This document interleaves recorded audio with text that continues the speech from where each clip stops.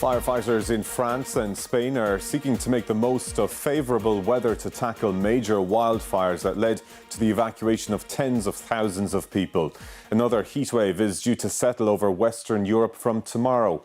In Spain, Prime Minister Pedro Sánchez said they were beginning to see light at the end of the tunnel in the fight against the worst fires west of Madrid. And residents of 13 municipalities have been allowed to return home. In France, around 24,000 hectares have been burned between the city of Bordeaux and the coastline to its west. 4,000 more holidaymakers were evacuated today from campsites in the seaside village of Lacanau as a precaution. And firefighters are battling a major fire in Gironde, which is only 15 kilometres from the city. Over 200,000 people have been evacuated from their homes in the region, many to centres in Bordeaux, from where our reporter Kate Varley sent us this report. Unprecedented, ferocious, and in many areas uncontainable. This mammoth fire continues to burn across parts of southwest France as another deepening heat wave and strong winds again hamper efforts to contain the blaze. Today, authorities said they were battling a significant flare-up in a coastal area west of Bordeaux, with further evacuation orders issued.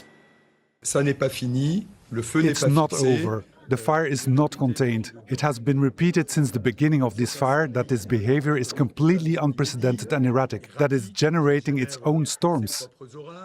The new evacuation order covers campsites, holiday villages and other tourist spots around the resort of Lacanau.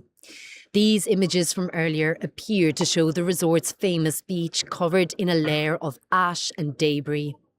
Now the new group of evacuees will join more than 220,000 others who are seeking shelter and safety in what is already one of France's largest peacetime evacuations in history.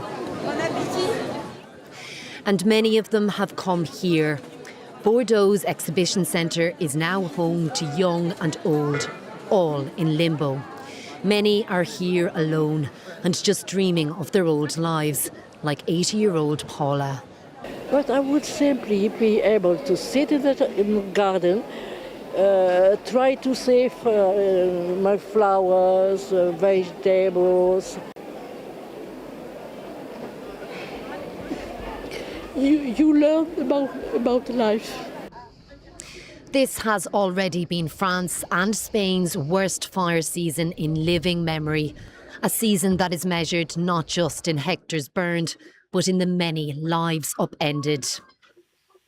And Kate joins us now from Bordeaux. And Kate, as you say, there's so many lives upended by these wildfires. And with that heat wave on the way, firefighters are very much in a race against time here.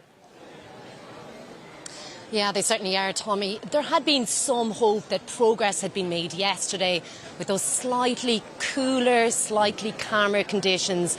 But once again, we've had that news of those major flare-ups up by the Atlantic coast. 4,000 more people evacuated, and many of them are streaming through the doors here. So this is that big major evacuation centre at the exhibition centre in Bordeaux. There have been up to 7,000 people here over the weekend, and still they're coming. And here they're being offered food, they're being offered clothes, they're being offered a camp bed.